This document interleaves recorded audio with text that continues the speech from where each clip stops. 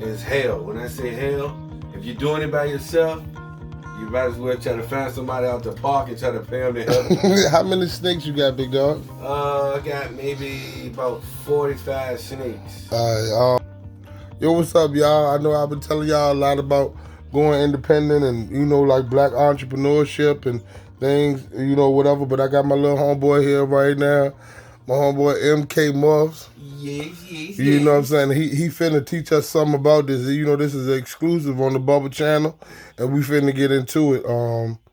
I guess first thing I want to ask you, Jack, is how you get into snakes or reptiles?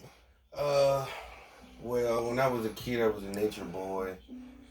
Just like to go certain places. Like when I used to go fish with my granddad, I get tired of fishing and might see snakes or something, and might just go in the woods and chase them motherfucker. I might come back out with 2 fish and a snake. My granddad went, "What's going on what is that? You got a snake?" And I'm like, "Yeah, I caught a snake too." He was like, "Man, you ain't a fisherman." I mean, there was certain things that I liked about snakes. The snakes I was catching was like garden snakes, black red snakes, and black red snakes. Remember I had one named Jake the Snake. Yeah, you did. And I had him for a while, and I really started to like him.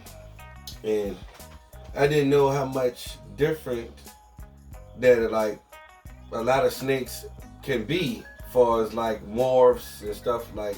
Yeah. Now I mess with ball pythons and stuff like that, and all different type of reptiles. But my favorite snake was Jake the Snake. Like he got long, and I didn't even think that them snakes could really get long. Like most people wouldn't even believe that a snake actually from the wild, that you think that, okay, yeah, he was 8 feet, 9 feet, that's kind of long to an average person. You see something that's 20 feet, something that's crossing the road and his body's still on the other side of the road, that's amazing, something to see. Yeah, true. It's like a freaky experience, but I was always a curious guy, and that was my thing, growing up, and had different family members who had Burmese python, red-tailed boars, different reptiles, and I just caught on to it and just liked it, and it's kind of fun when you get to see certain animals and get to learn about them. So this is what I want to talk about today is pretty much how can you do something that you like and make a business out of it. True. What are some of the descriptions of some of the snakes that you have? Well, I got a lot of clown stuff. I got a lot of pads. I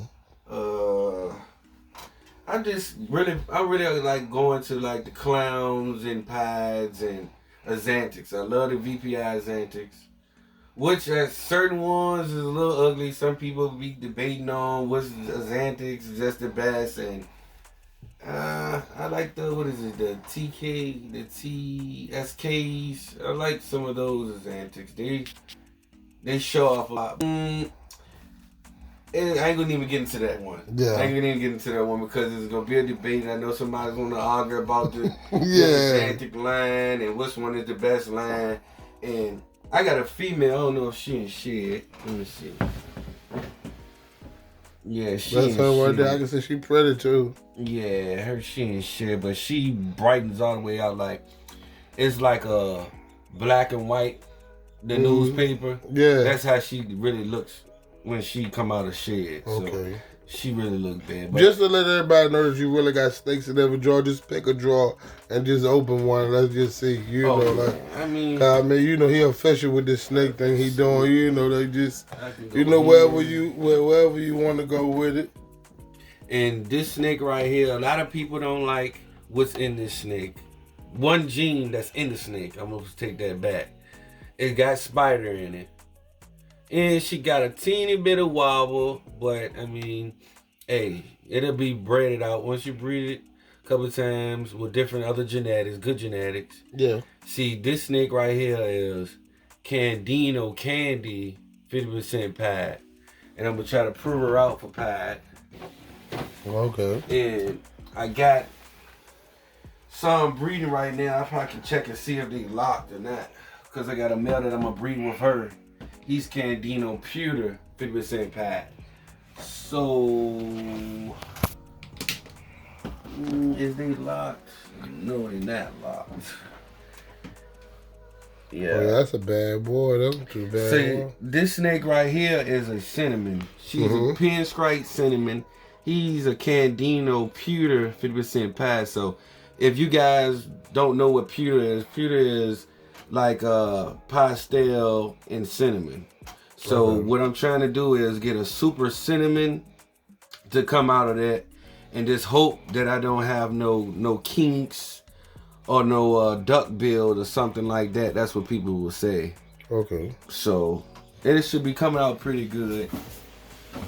And I got another male and female breeding. I got Desert Ghost and Pastel Mojave.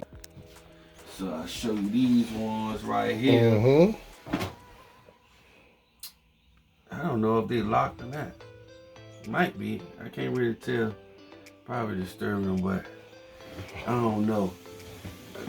I ain't see. It ain't look like they was locked, but it might. We'll find out. Yeah. You see, the only thing about when you're breeding them, you gotta keep. Sometimes some people might don't ever see the snake lock. So if you're doing like a breeding, what I do is every weekend, like a Friday night, cause I feed like 3 times. Like I feed. It depends on certain snakes. I might feed twice out the week, or I might feed 3 times a week. Like certain females that I got, I don't feed mice and stuff. I don't like the mice. They stink real bad. And I got rats. They do good, but they get too big.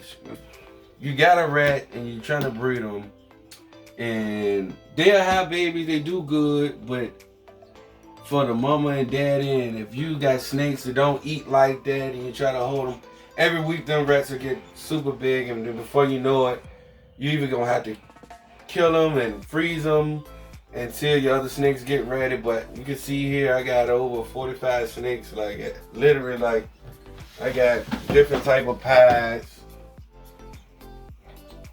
That's beautiful right there, champ. That's beautiful. And I try to at least keep up. She gonna jump. She's a little headshot. I got a little poop in there, but I clean it out. As long as you ain't got nothing crazy going. And I was thinking about like one of my snakes had mites, so I had. What is a mite, bro? Mites are like fleas for dogs, but the snakes, they look like little beetles, little small little black beetles. It looks a little bit different than the like fleas. And glad I said that. You go to the pet stores, please get this. Fuck with anybody else say, oh, you might have to beat that. Don't worry about it. This right here, the only thing I see that works. I can say maybe I got another thing. I like this too. This is all right, good. You can get it because somebody might want to go back and look at it. This is good too. So you want to put this on a snake for a couple days. But this right here, if you put this on your snake, make sure that you take your water bowl out the snake. Make sure. You don't want to spray it in the eyes. You want to put gloves on. You got gloves. Put gloves on. Spray it on the gloves. Wipe the snake down real good. And for me, I'm just making sure, because I got a lot of high-end snakes. Some of my snakes ain't even over here that I got just because of that. And then like right now, this quarantine. All right, so you told us about how where your love for snakes came from and what type of snakes we seen them. And next I want to ask is what is your cleaning regimen? Because some people probably like amateurs to it, and we just trying to see what's your regimen to just cleaning them up, just keeping them tidy. Well, fall to that is like you got spot cleaning, which like right now I just be cleaning like every day. I like this. It's good, easy to clean, but I don't think I get real good sheds with it. But it's just all about your humidity and like your temperatures and stuff like that. You Like say shedding. When you say shedding, I was asking. What does that mean? Like you talking about like during the period where? I got a perfect example. Okay. This snake right here. See, her eyes is like you see how her eyes like it's real milky, like almost like it's like bluish, right? And her color of her body is like a little dullish. Yeah. You see how the eyes is? Yep.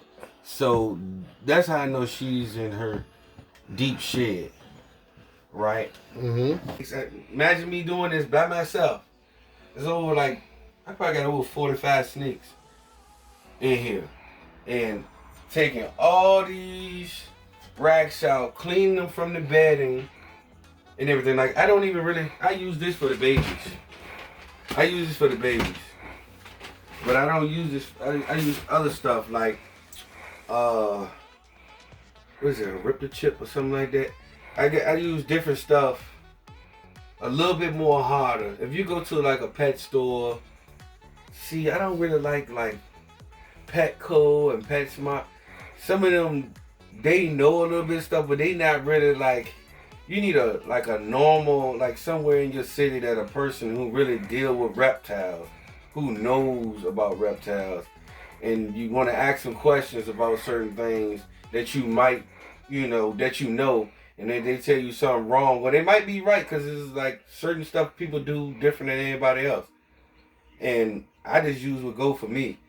Let's show them the clown. Let's show them the clown stuff. This is what people like right here. They like the clown stuff. Yeah, I gotta clean up a little poop. That's all. There's a little poop in there, but he eating like a big dog. I'm trying to hurry up and get him to 600 grams so we can breed him. And guys, I got a friend in Maryland. Great. He is marvelous. On his deals, he looks out. That's all I gotta say. He looks out. Look what the clown. That's a beautiful snake, Jack. This is what the clowns do. That's a beautiful snake, Jack. You see them snakes that are head in that little small rack, the smaller snakes? Yeah. These snakes getting like that in less than a month. About a month time. That come from me feeding like I do.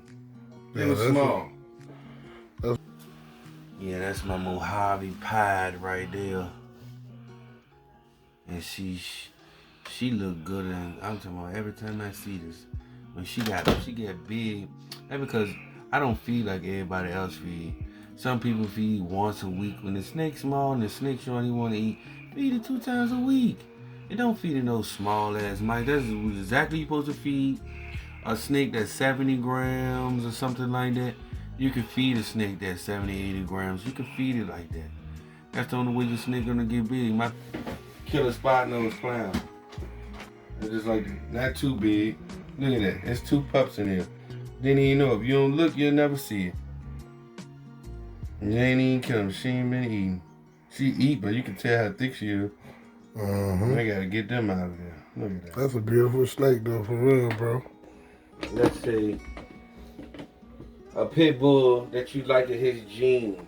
And you like, man, I can't get Rocky gene no more.